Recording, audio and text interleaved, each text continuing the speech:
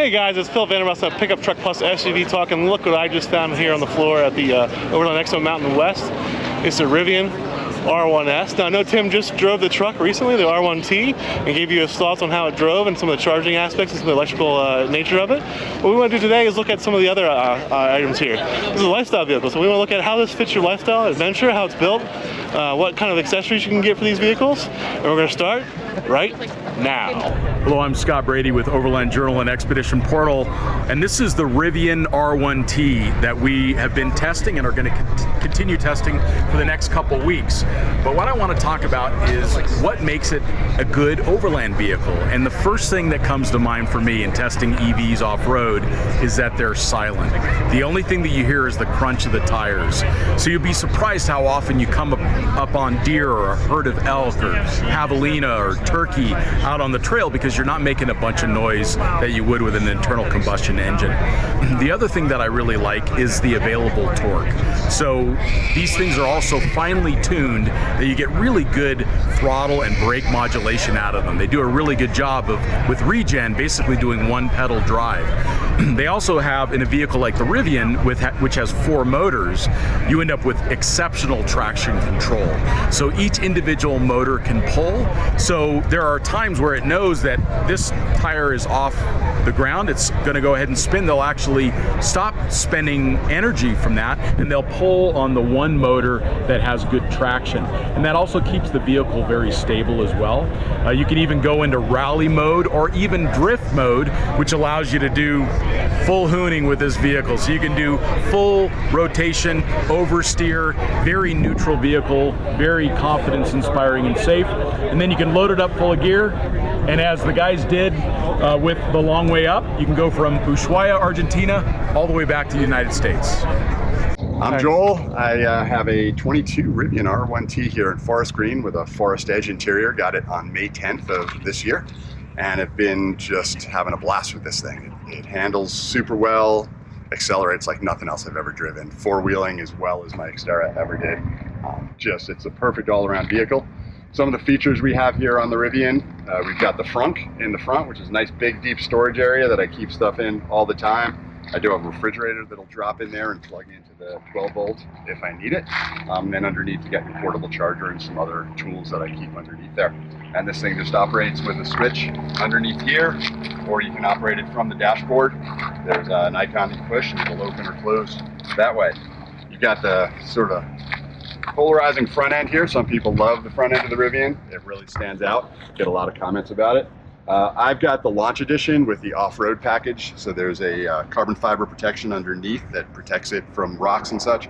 And as such, it comes with the tow hooks on there, which I just painted yellow to match the brake calipers and make it stand out a little bit more. Charging port is over on this side. And you just touch that little button, you get this fancy door that opens up. So I've got solar on my roof at home, plug it in every night and charge up at 48 amps. But when I'm on a road trip, I can go to DC fast chargers and charge up super fast with that. It'll get about half a charge in a little less than a half hour, depending on what my charge is when I start.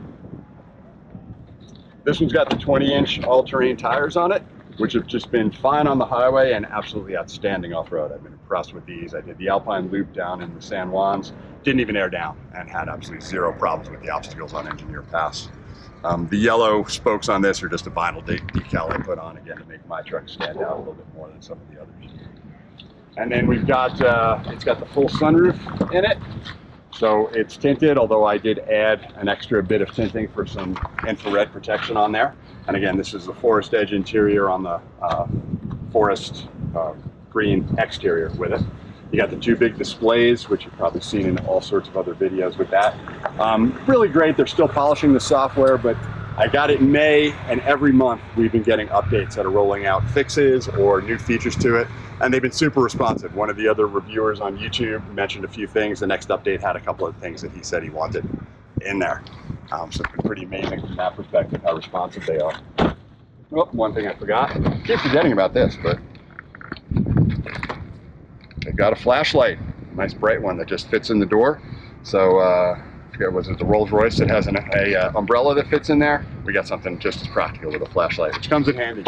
Does that charge once in there? Yep, it charges while it's in there. And if I remember something, it's like there's 7,776 batteries in the battery pack. That makes it 7,777. May have my number slightly off, but it's something along those lines. And then I have a 65-pound husky who travels with me. So we've got a hammock back there to try and protect things. And you can see all the drool on the window from that. But the interior's held up really well with him in there, other than the dog hair floating. The other sort of key characteristic of the R1T is the gear tunnel, and this goes all the way through. So there's another door there. You can step up on this, hold 250 pounds, you can get to the roof. There's a set of crossbars that mount a pad to come on and off. I just don't leave them on there because I don't need them most of the time. And then with that, there's a kit for the onboard compressor. So I got my hose and all my fittings that fit in there. They've got a kitchen that's designed that would pull out to the passenger side. They haven't started shipping those yet. So I'm getting tired of waiting. I'm just going to build my own to have it. I'm going to have a kitchen. So 2/3 of it will go out that side for the kitchen. This side will be my camera gear on another pull out, so I can haul all my lenses and such. And I'm thinking that once I get the kitchen done, I may make something with several beer taps as well for tailgating. And you've got your basic truck features. So the tailgate pops down, spare tire is underneath there. So fairly easy to get to, although that's a fairly heavy tire to have to pull out. Fortunately, not what I haven't had to yet, but we were four-wheeling and somebody blew out a sidewalk and had to do the spare. They also have the gear guard system. So this cable plugs into a receptacle underneath the compressor outlets there and has an alarm. So if anybody tries to pull it out and steal your gear, it sets off the alarm on that. And then it's got the power tonneau cover. So it's a little bit slow, but I've had no problems with it. They told me to just keep it lubricated and everything's been working flawlessly on that. So it's a short bed for the truck, but because of the way they have this gooseneck set up, you get almost an 8-foot bed on there. So it gives you the ability to haul whatever you need to. And then, forgot to show on the other side here. So that panel over there has a couple of AC outlets. So you can plug in. So when I've been out camping so far, till I have the camp kitchen, I have an induction stove that sits on the tailgate and just plugs in and gives me the ability to cook with just using very little battery power for it. I don't have to worry about fire bans or anything. So, and then what I've added on was I wanted the ability to do the rooftop tent. So I talked to the folks at Extrusion Overland about building one of their racks that'll fit. And this is all aluminum extrusion. We're working on the custom mount here, so I came up with a solution that they're going to then start manufacturing and selling.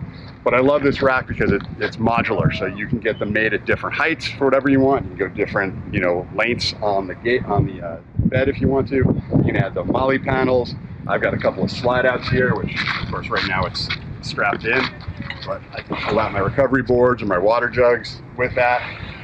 Just love the idea. So obviously got the shovel hanging on there.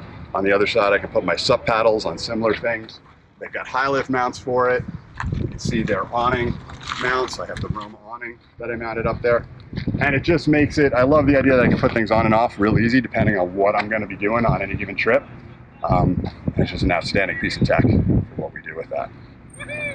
All right. So overall thoughts on the Rivian? It's been amazing. I mean, just the capabilities of this vehicle, the ability to get down low for people to get in and out or have better aerodynamics and on up to 14.5 inches of ground clearance with nothing hanging lower to just get over those obstacles. It's been absolutely incredible. Hey, this is Chris with Thule. We're here at Overland Expo Mountain West, and behind me here is our Rivian R1T that we have outfitted with a number of Thule accessories. So obviously Rivians are a great option for anyone looking for an adventure vehicle that can go anywhere as an EV. This vehicle is especially tricked out with some of our accessories, like you can see our new rooftop tent, the Thule Approach. We also have it outfitted with our Thule Canyon XT roof basket, which is a great storage solution for any bags or duffels or any other gear you want to keep on the roof of the vehicle. And then on the back of the truck we have our Thule Easy Fold XT, which is a e-bike specific hitch bike carrier, but you can outfit it with any style bike, from road bikes to mountain bikes or even gravel and kids bikes. So yeah, this is our Rivian R1T with Thule Approach.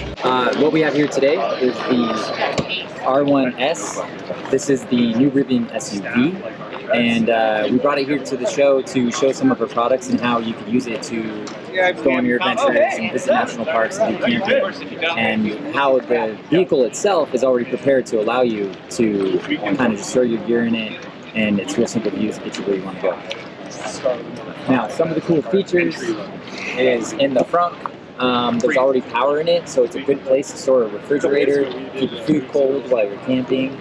But a unique feature about the front is it does have a floor that you can raise, and it allows you to put ice and beverages, and you can tailgate and go to a football game with your Rivian and keep your drinks cold. The storage in the front is quite large, so you can keep gear here, but still have enough for your kids and dog and cargo in the rear. And I'll take you back to the rear to check it out right now. Now, the rear of the Rivian SUV is really unique because it's already powered. It allows you to plug in, again, a fridge if you want it in the back. You can charge your accessories, air pumps, and etc. for when you're camping. But there is actually an onboard air compressor too. So if you're going to be off-roading, you're hitting any of the dirt roads, it's real simple to just kind of air down and air up directly from the vehicle. There's no need for any extra recovery gear or anything of that nature to kind of keep you on the road. This specific model does have a third row seat, so you could definitely get plenty of room, but if you're not using it, you got plenty of cargo storage. You can put your camp chairs, your tables, your water tanks, and faucets. All of it kind of fits real nice within your form. That way you can camp easily and then just enjoy being out in the nature. So there you go. What do you think? Is this the electric truck or SUV that fits your lifestyle? Is it, if you're not looking for a work truck, you're looking for more of an adventure vehicle? Is this the type of thing that you've been looking for? Let us know in the comments. If you haven't already, please subscribe to the channel because we have much more to come here from Overland Expo Mountain West. We are just getting started. So we want to thank you as always for watching, and we will see you down the road.